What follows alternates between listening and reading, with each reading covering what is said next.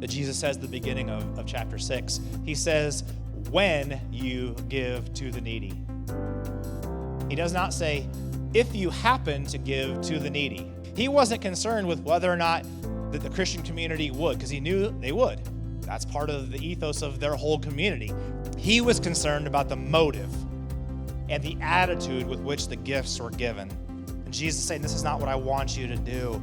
I don't want it to turn into a hollow performance. He said, don't be like the hypocrites. Their heart is a mess, right?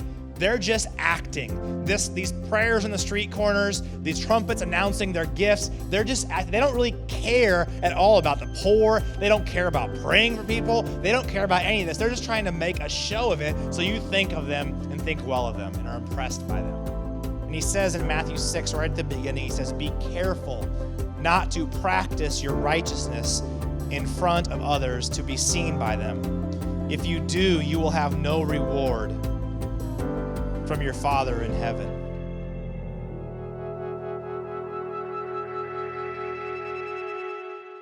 As Pastor Jordan mentioned, we are now in week 5 of our Summer on the Mount series, which is going through Matthew 5, 6, and 7, where Jesus preaches the most famous sermon pretty much in history, known as the Sermon on the Mount. And the first 4 weeks we spent, were all located in chapter 5. And today, in week 5, we're moving out of chapter 5 and moving into chapter 6. So about a third of the way through it.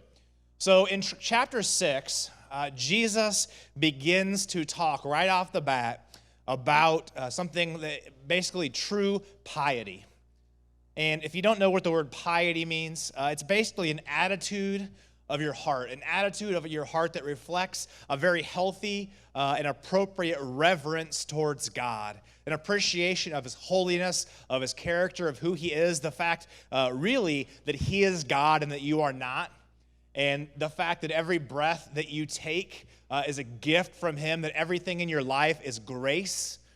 No matter what, even if you've worked hard for it, he still gave you the ability and the health to be able to work hard, and the opportunity and the job and the situation to be able to put that ethic towards something. So it's this really realization of how you live your life, and that you honor God with it in every way, and that you do so in such a way that it's primarily focused on honoring God. So it's up here. You're not so much worried about what the people out here think, right? It's this attitude of devotion. The Apostle Paul in Galatians 1 talks about this. Chapter 1, verse 10, he says, whom now do I seek to please?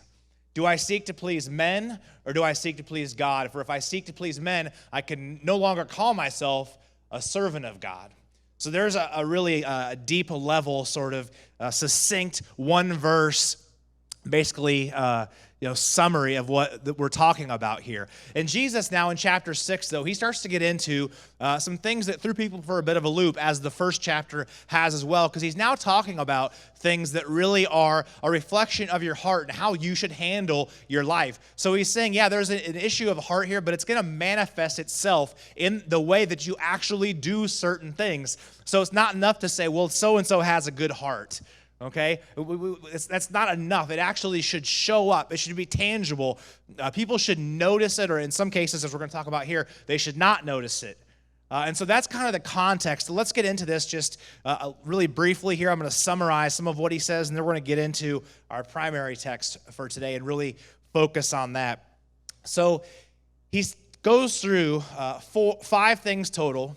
One of them we're going to spend our time on today. The other 4 I'm going to summarize here briefly. So he talks about prayer, and he gives instruction on prayer, and he says, don't pray on the street corners. So don't pray in public in some dramatic fashion, in some dramatic manner where you're standing on the street corners and you're just shouting out, Jesus. Well, in this case, they would have been shouting Jesus, but God, I so thank you for this, and it's just making a show of it, right? He doesn't want you to do that. He says, don't do that, because what you're trying to do there is to impress people. You're trying to show off. You're trying to show people how righteous and holy and devoted you are. That's not the heart of God. That's not what he wants. That's all about pleasing people, becoming a servant of men, a slave to men, and what men think of you. Instead, he says, go into your closet, shut the door, and pray in private, where nobody even knows. So he's reversing a lot of this stuff, right? Don't pray in public. Don't be worried about that. Pray in secret. Pray in private. And he actually says also, make it short. which is very interesting. He says, don't be like the pagans. They babble on and on and on. They think the more they talk, the more likely it is that God will answer their prayer. Not the way this God works. He knows your needs. He cares for you. Just bring them to him and don't worry about it. So that's prayer. Then he talks about fasting. And he gives instructions on how to fast. And again, this is something that was assumed. It was assumed in this culture that you would pray, of course. They were very devoted. It was assumed that in seasons of life and specific times throughout the calendar year that you would fast with everybody else. And he says, when you're fasting, so when you're going without food, when you're just, as Jordan mentioned, maybe just doing water or liquids, don't go around complaining. Don't go around about how oppressed you are, how much righteous suffering you are enduring.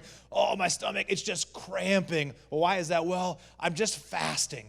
I'm just really crying out to the Lord right now, and I'm just suffering. My stomach's cramping, and I can't see straight, and I'm dizzy, and everything hurts, and blah, blah, blah, and all I'm thinking about is pizza, and just going around. Don't make a big show of it, right? So already we have prayer. Don't make a show of it. Fasting, don't make a show of it. He actually says, clean yourself up, present yourself well, and don't act like anything is going on. Just bear up underneath it and trust God to carry you through it, right? That's kind of how he approaches that. Don't tell anybody about it unless you're absolutely are cornered and have to, which sometimes in this day and age, you may end up there, right? Because you may be fasting and you may have a company lunch or something like that. And you may not be able to eat. And it just, even then, try to, basically not make a big show of it. Just make it basic. And then number 3, so we've got prayer and fasting. He moves on and he talks about possessions. He talks about earthly wealth and earthly things, right? And he says, basically, don't let the things you own end up owning you. Don't let your possessions overtake your life. Don't let your possessions give your life meaning or value. Don't be so tied to these things that you're a slave to them, right? And man, this is as relevant now in our culture as it was 2,000 plus years ago, right? We all probably know people, and I'm sure it's none of you, but you find yourself bound up by things you own. Maybe you buy a nice boat, not saying anybody would do that, but if maybe you buy a nice boat, but then when you buy the boat, you feel like, well, I spent all this money on this boat. I got to make sure I get it out on the water.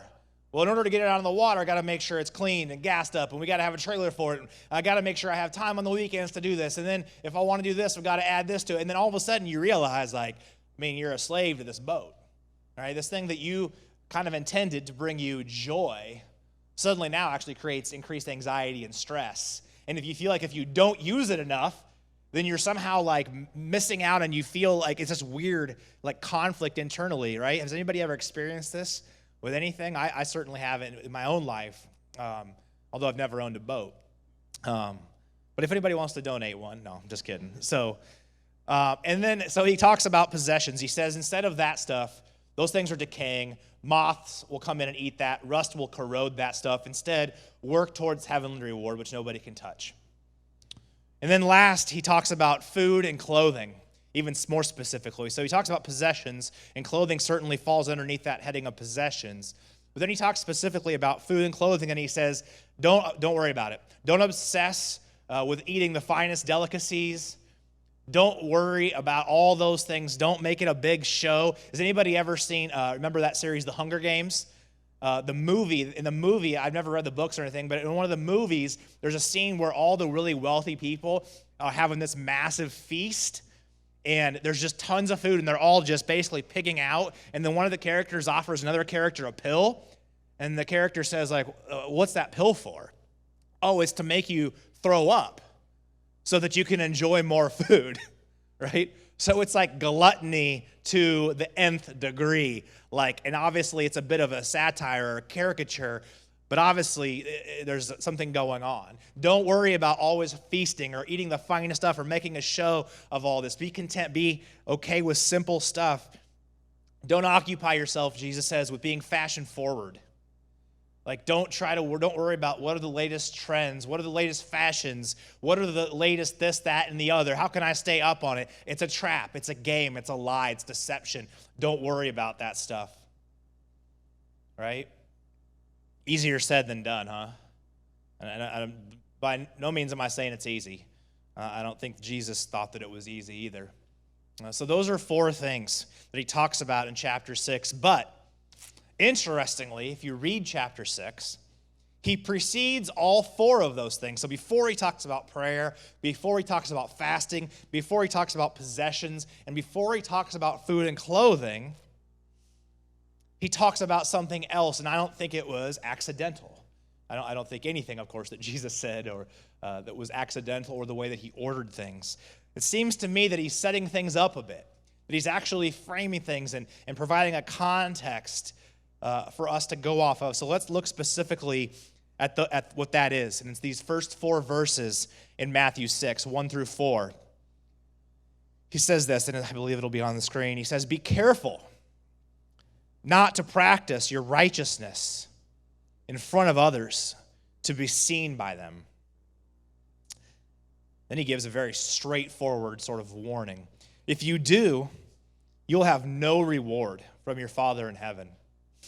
So, and here comes the first topic, when you give to the needy, do not announce it with trumpets as the hypocrites do in the synagogues and on the streets, to be honored by others.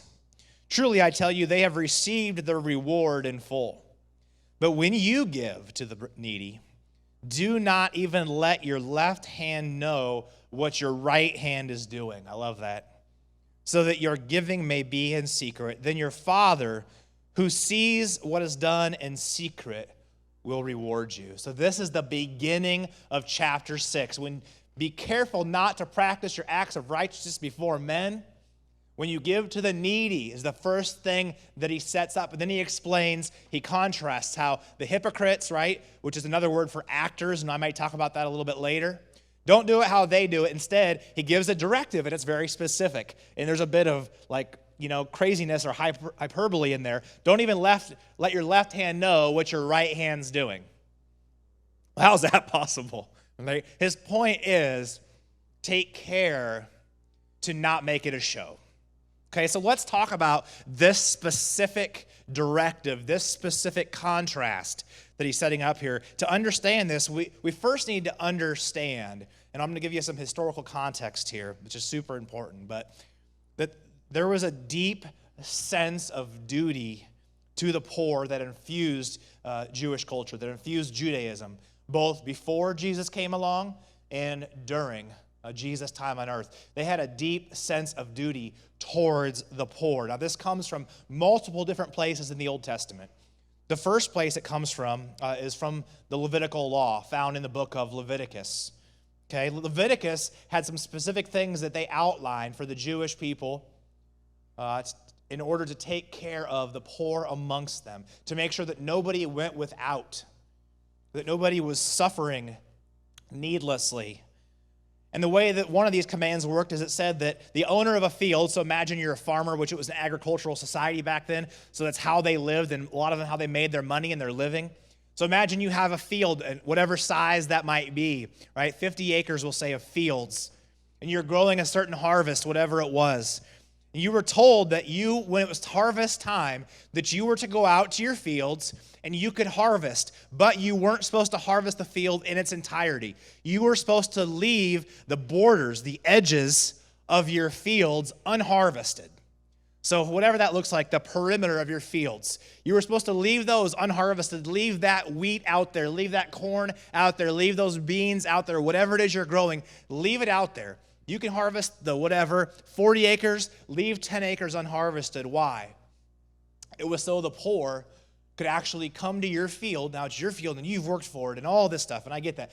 But the poor could come and they could live off of the food that you hadn't harvested. So you had left a percentage of it for them to care for them very intentionally. If you remember a very famous story in the Old Testament of Ruth and Naomi, right? This is how they survived. They survived off of gleaning, is the word, from other people's fields. And that's what they did. So there was a deep sense of, again, duty, right, to the poor. It was ingrained in their culture. It was something they were to abide by. It was written into the law, literally, from God on high, right, coming down. This is what you were supposed to do. Besides that, So they have some law, but then they had really felt like this is the heart of God.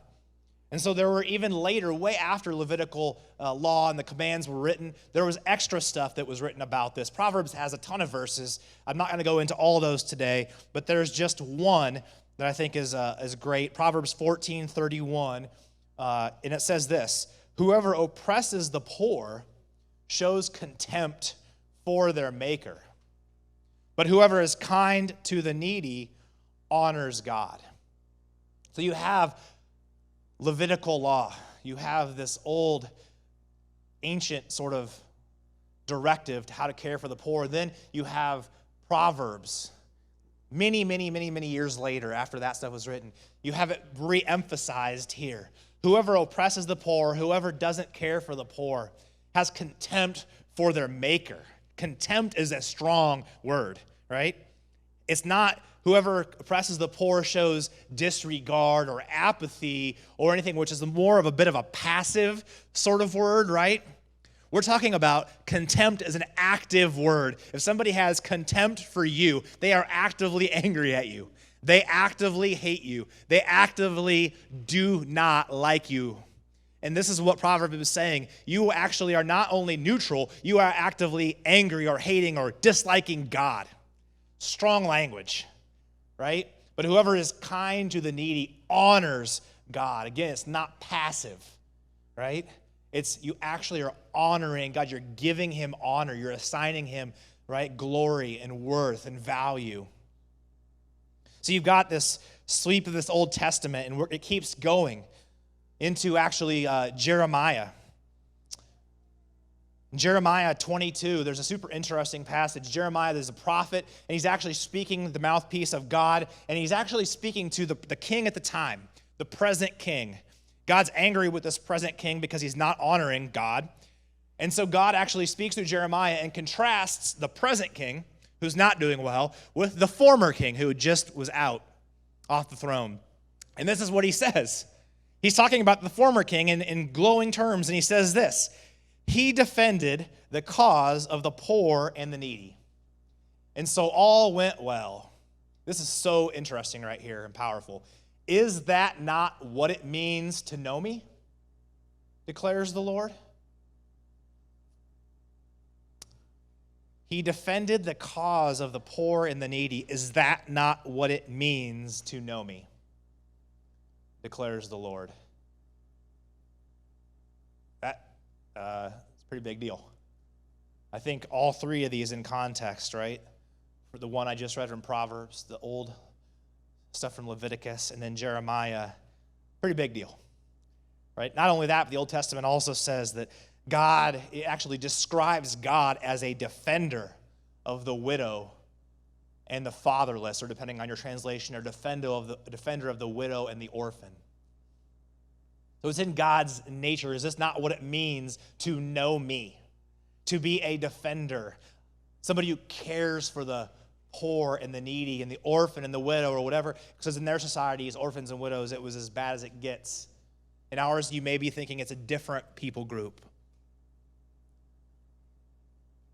But you could say, well, that's a whole bunch of Old Testament stuff, right? And so, I mean, that's Old Testament. Well, the good news for you is that it's actually ramped up in the New Testament. It continues in the New Testament just as intensely, actually more intensely in the New Testament.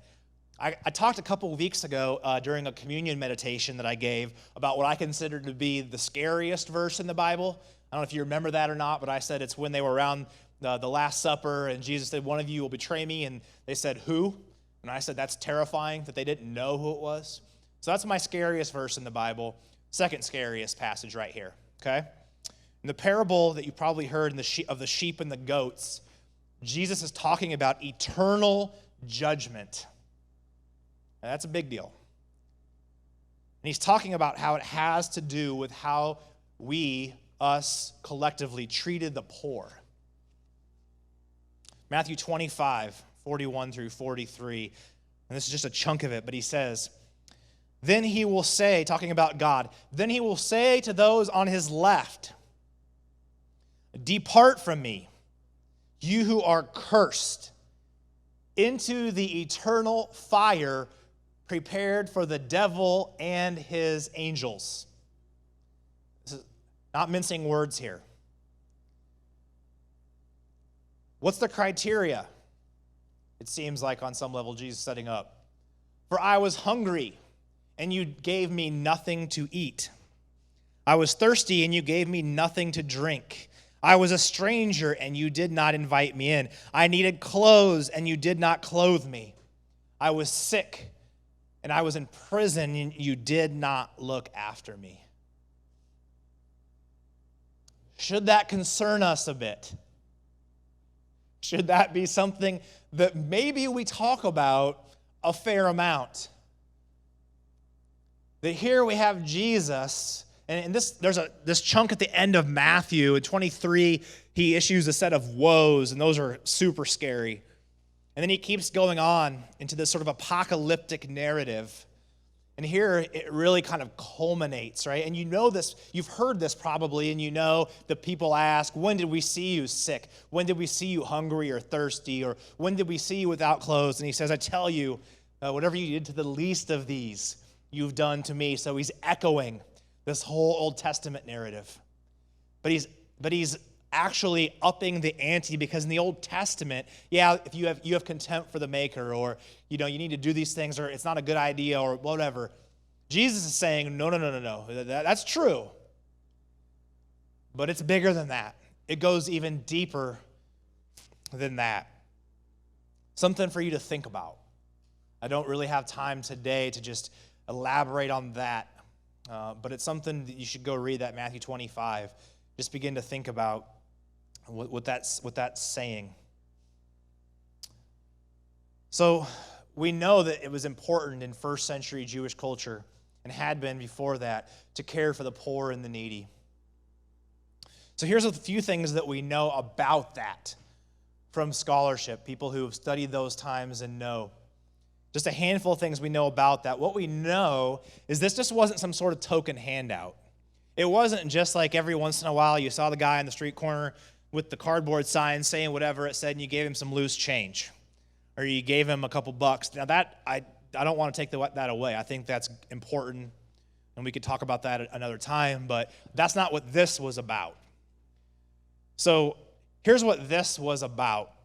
First of all, if someone had it in their power, and these are on the screen, by standards back then, they should give enough to meet the poor person's actual need. Right? So again, not a token handout, not just a whatever. It was, if you had it in your power. Now, we can get into a whole set of whatever arguments, debates. What does it mean to have it within your power? But if you had it in your power, they should give enough to meet the poor person's need. Now, here's how John the Baptist described it.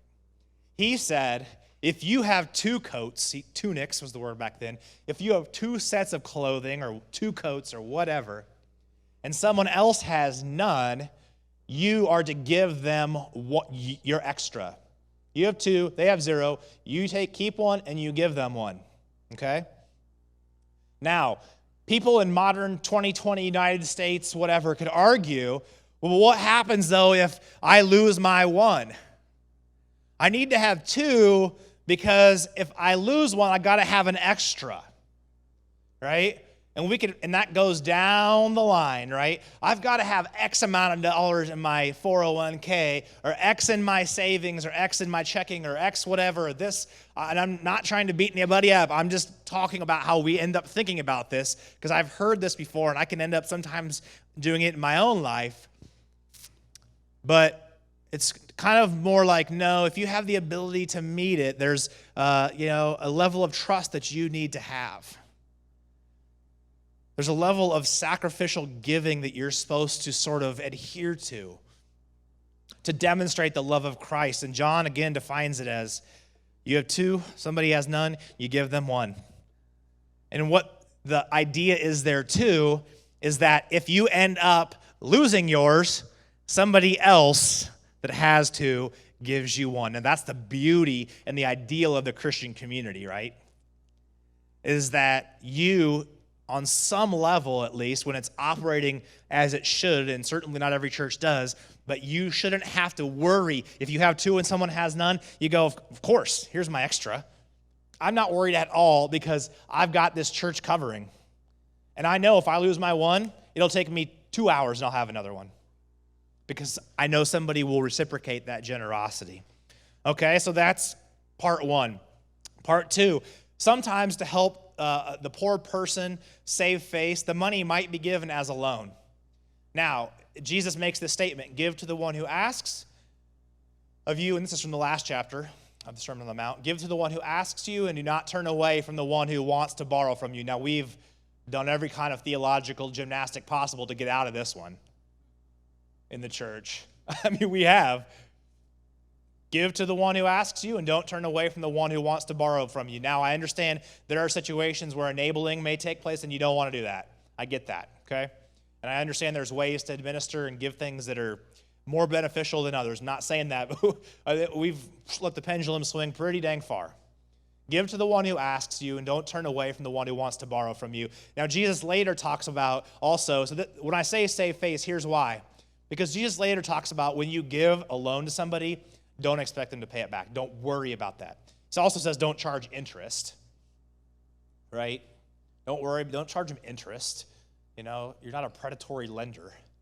You're not trying to make a buck off of your brother in Jesus or your sister in Jesus. You just lend them, and if they pay it back, great. But don't expect that. But in order to help them save face, let them tell people, right, that it was a loan. And they're going to pay that back. Let them tell people that. Let them believe that, and that's okay.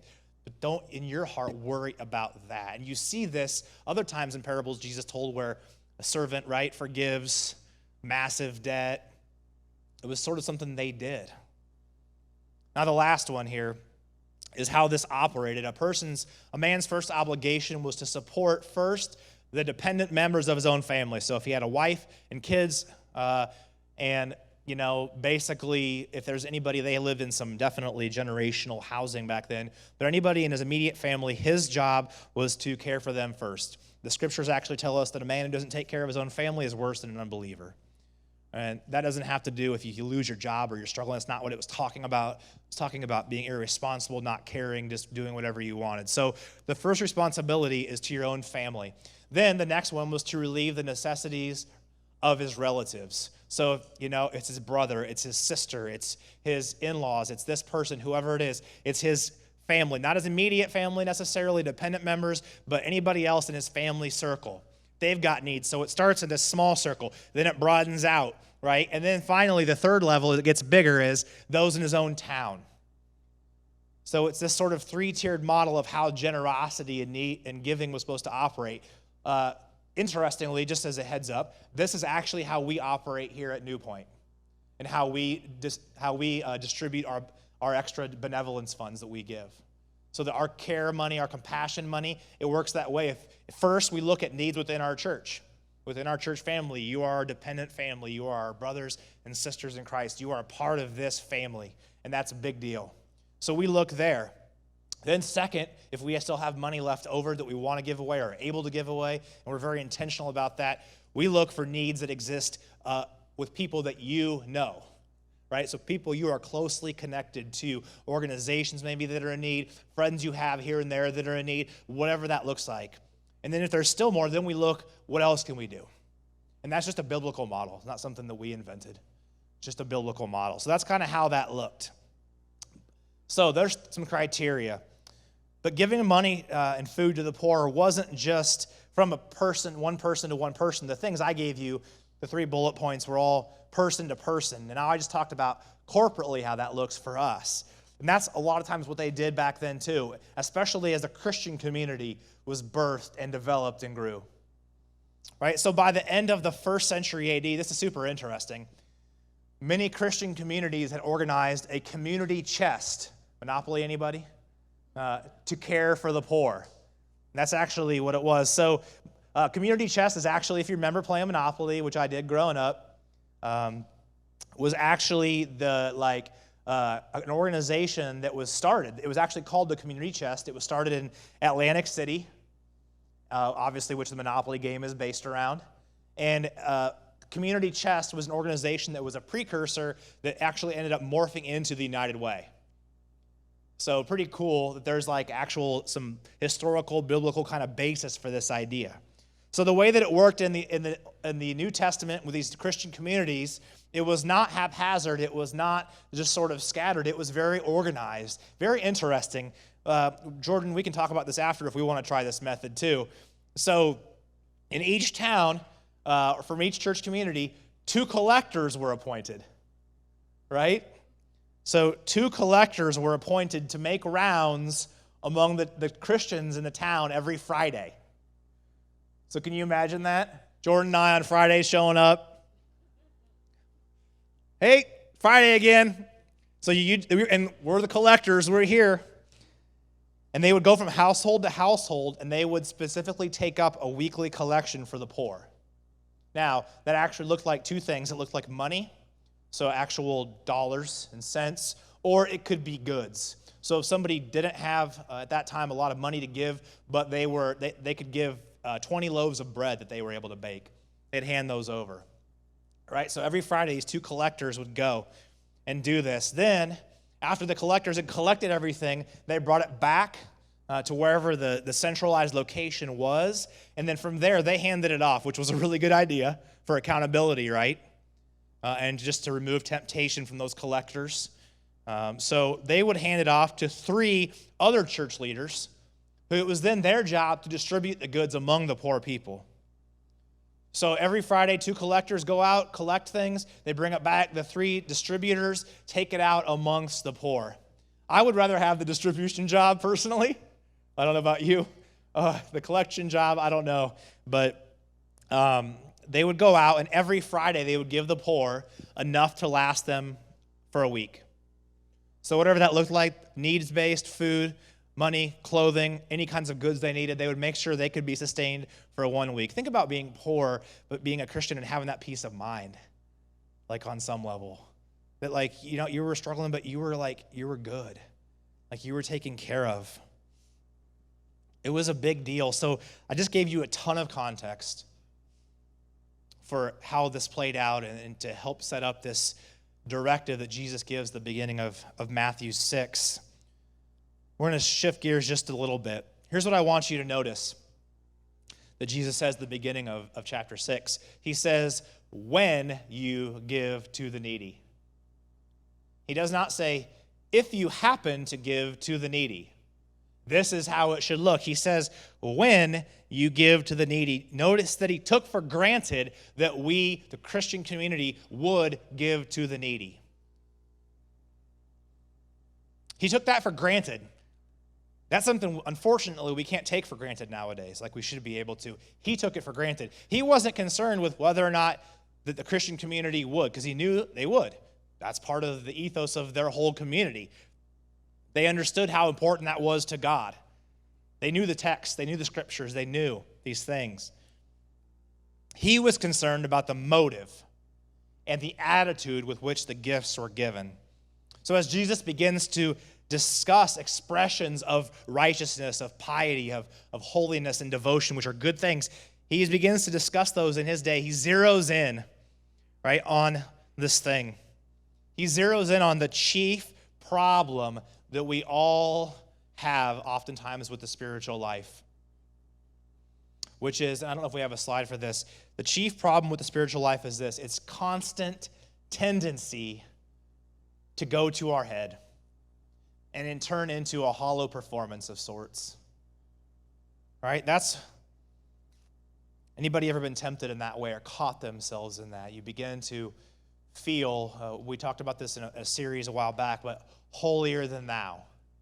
Or you begin to think you got it all figured out and everybody else is just a bunch of bums. They got no clue what they're doing, and they don't know the scriptures like I do, and they don't know God like I do, and they don't know this and that, and I'm going to show them, right? And suddenly, right, the Bible says that knowledge puffs up. Puffs up is this image, right? A cobra, when it's trying to defend itself, it puffs up, right? Make itself big and scary looking, which it is, by the way. But we all know, I've spent many, many years in gyms, Anybody who's ever been to a fitness center and lifted weights, they know guys who are walking around like this, right? They're puffed up. It's gone to their head. And Jesus is saying, this is not what I want you to do. I don't want it to turn into a hollow performance. He said, don't be like the hypocrites. Now, here's where we've kind of gotten the hypocrites thing a little bit wrong. Not terrible, but it's a little bit off. Hypocrites actually doesn't mean somebody that says one thing and does another. That's the most commonly understood, right? Oh, you're a hypocrite. You said this, but you did this. That's not actually what it's about. Hypocrites in Jesus' day, it's just another word for actors. They were actors, just like we have nowadays, who embodied a character, right? We know that, right, Matt Damon is not actually Jason Bourne, right? Spoiler alert, sorry guys, right? But we know it's Matt Damon, and he's embodying this character of this super agent Jason Bourne, right? But what would happen, though, if Matt Damon, when he gets done, and those movies I know are old, but what would have happened if he had gotten done and he just walked around and kept telling people he actually was Jason Bourne? And he started just like, you know what I mean? Hitting people and acting that way. You just be like, dude, that's not really who you are, right? It's an actor. You're embodying something. Jesus is saying these people, their heart is a mess, right? They're just acting. These prayers in the street corners, these trumpets announcing their gifts, they don't really care at all about the poor. They don't care about praying for people. They don't care about any of this. They're just trying to make a show of it so you think of them and think well of them and are impressed by them. Right? That's what he's worried about. And he says in Matthew 6, right at the beginning, he says, be careful not to practice your righteousness in front of others to be seen by them. If you do, you will have no reward from your Father in heaven. The word that's translated in the NIV, be careful, the phrase. In the Revised Standard Version, it's beware. The New King James is actually take heed, but the Greek word is prosesko, and it means to be in a state of alertness, or to be seriously concerned about, to care for, to take care of, right? So he's not saying just kind of think about it every once in a while. He's saying be in a constant state of alertness, that you don't let this go to your head, that you don't let it overcome you. When you're thinking about how you can give alms, how you can honor God and do what he's asking, don't do it just, again, haphazardly. Think, okay, I want to make sure that I do this in a way that's honoring to God. What's the most effective way that I can do that? And he says, be careful, be aware, be vigilant, right? And then what's he say? Not to be seen by them. Be careful not to be seen by them. What portion would you say of our lives or your life is lived to be seen by them, whoever them might be? Whoever it is that you think you need to impress, that you want to think a certain thing about you. For some people in this day and age, it's like 100%. And it's a mess. That's why we have record levels of anxiety and depression, mental illness, because people are living their lives to try to please other people who can never be pleased. And it's just perpetual. And it's easy to say that about people who don't know Jesus, but how about those of us that do? How much of our lives are lived to impress others? And this is the Pharisee in all of us. That we can work very hard and do religious activities and religious things, all to just create an impression for the outside world. Jesus said, in the Old Testament, God said, these people honor me with their lips, but their hearts are far from me. Jesus is saying in this passage in Matthew 6, we aren't to give or to do anything, for that matter, to impress others. Instead, for that audience of one. The audience of one, for whom now do I seek to please? That's the spirit of what Jesus is saying when he says, but when you give to the needy, Do not let your left hand know what your right hand is doing, so that your giving may be in secret. Then your Father who sees what is done in secret will reward you. What's cool about this to me is he says, take care not to be seen by others. Don't do it this way. Don't even let your left hand know what your right hand is doing. Do it in secret. But then it ends with a promise. And it's an awesome promise. He says, then your Father who sees what is done in secret will reward you. Isn't that awesome? I don't know about you, but I'd prefer that reward to some other reward of somebody being like, oh, that's nice, good job. It matters to God that we don't do our acts of devotion in order to impress others. And it matters apparently a lot to him, because in the most famous sermon ever preached, Jesus spends an entire chapter talking about how we do those things. That's a big deal. He wants us to have a pure heart, a single-minded heart, an audience of one, seeking to please him. Malia, if you want to go ahead and come up.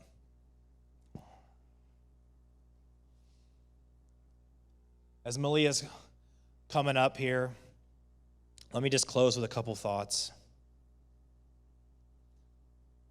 Kind of giving you a whole broad sweep of this and historical background all the way from the Old Testament to the New and all kinds of stuff that I hope has set the table and challenged you some and encouraged you some and made you think some. So let me ask you this as a sort of question or challenge.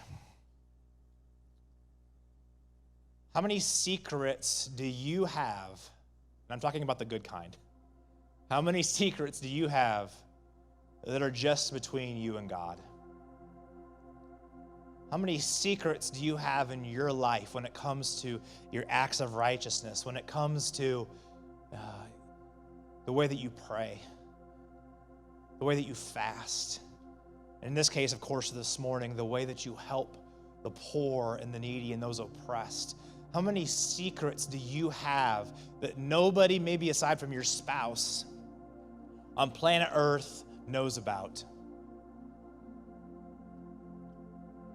And obviously it's possible that the person that you helped may know. But how many secrets do you have that are just between you and God that you are putting away in that heavenly bank account? And it's okay to do that. I mean, Jesus says don't work for rewards here, but then he says actually do work for rewards in heaven. It's okay to do that. Like, that's a good thing. I don't know exactly what those will look like, but I trust it's going to be pretty good. So if it's a promise and he tells me to work for it and this is the way to do it, I'm going to go ahead and do it and trust. So how many secrets do you have that are just between you and God? How many times have you given something away, or have you done something, an act, generosity that are just between you and God? I would say if there aren't many of those, don't feel guilt, don't feel shame. Walk out of here today and start banking it up, right? Open up an account, right, with God and say, I'm going to start investing in that account. You know, we live in a day and age where everybody wants to tout how virtuous they are. Everybody will let you know real quick, whether it's on news or social media or any other situation, they will let you know how much they do for other people or how good they are. There's a term for it, right, called virtue signaling. The reason why it's so ridiculous and sad is that suddenly, just by saying something, you suddenly become virtuous. It's utter nonsense, right? It's utter nonsense. Don't just be hearers of the word, but be doers. Here's a cool thing. So I'm leaving you with a couple thoughts. How many secrets do you have that are just between you and God? Number two, if you're struggling with this, let me tell you, the cure for public pride is private time with the Father.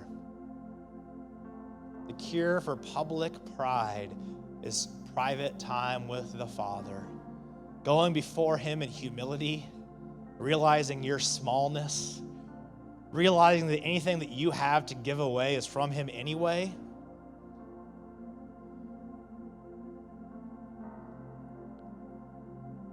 So secrets between you and God, and when you go to God in private and say, I want to have more secrets with you, will you lead me down paths that I can walk, that I can start doing this?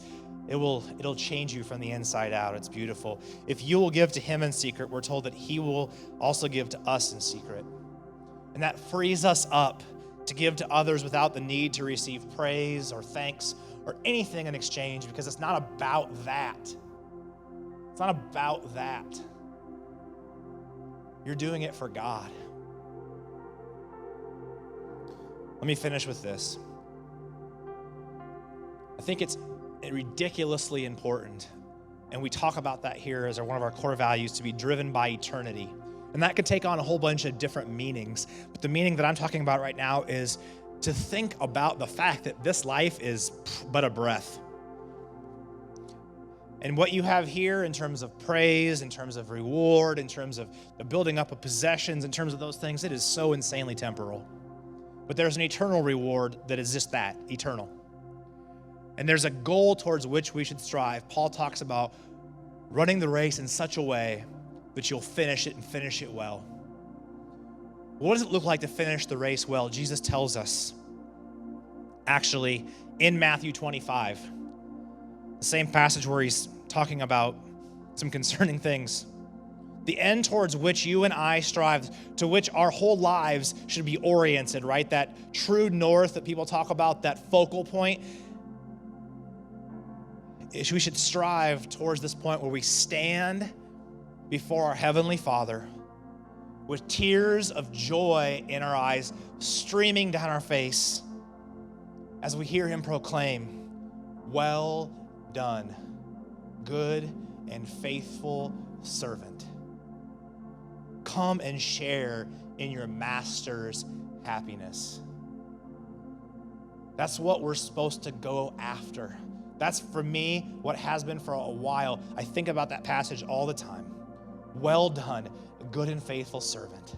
Those are the words I want to hear. In ancient Jewish culture, when Jesus spoke these words, the most powerful thing, literally what they considered the top of the top of the top of an encouragement or a validation or something that a father could say to his son, was well done. Isn't that interesting? That was the most praiseworthy, like the highest level that a father could confer to his child, his son in this case, but obviously no, women and men both. Well done. And what that means, according to Jesus, is that we're neither to require nor expect any earthly glory. Instead, we're to embrace the mentality of Jesus, who said that even though he was in his very nature God, he didn't consider equality with God something to be grasped, but instead took on the form of a servant. Right? He could have come, and we talked about this before, in so many different ways, but he took on the form of a servant. Maybe the most, I've seen this maybe embodied most in a story of a Franciscan monk that I read, a long time ago, 22 probably years ago. This guy's name was Brother Dominique, and he was a Franciscan monk actually in France. Super humble, just his story is incredible. Just loved God. Towards the end of his time as a monk in this monastery, he discovered he had cancer. So he left the monastery and decided to take a job as a night watchman at a factory. And he'd get off of his shift early in the morning, and there was a park across the street. This was not in a good area of town at all in Paris. It was in the slum area. He would go across the street, and he always carried this bag of candy. He would hand it out to homeless people and talk with them and pray for them and just care for them in the way that only somebody who had been a monk for that long, the serenity, right, and the peace that he had even in the midst of this cancer. And he eventually passed away, obviously. And one of his friends who wrote the book that I read went through his journals And he found this in his journal, and he said it was the most remarkable thing he'd ever read in his entire life, and it's been hugely influential in my own life for the last 22 years. This is Brother Dominique, and this is what he said. It's on the screen. He said this: "All that is not the love of God has no meaning for me. I can truthfully say that I have no interest in anything but the love of God, which is in Christ Jesus. If God wants it to, my life will be useful through my word and my witness. If he wants it to, my life will bear fruit through my prayers and sacrifices. But the usefulness of my life is his concern, not mine. It would be indecent of me to worry about that." It's a powerful, powerful thing. This is how I think we're supposed to live. An audience of one, the love of God in Christ Jesus. We do our prayers and we give and we sacrifice and we serve and we leave it in his hands. We leave it in his hands. To finish this story, they had a funeral for Brother Dominique, a monk who lived in isolation for most of his life and worked as a night watchman and hung out with homeless people in a park in a slum in Paris.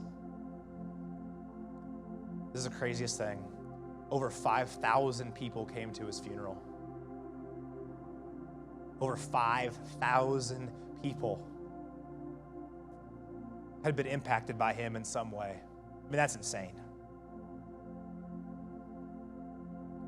A life where he wasn't concerned with pleasing people but God, and somehow he managed to show God to 5,000 people, and I'm sure more.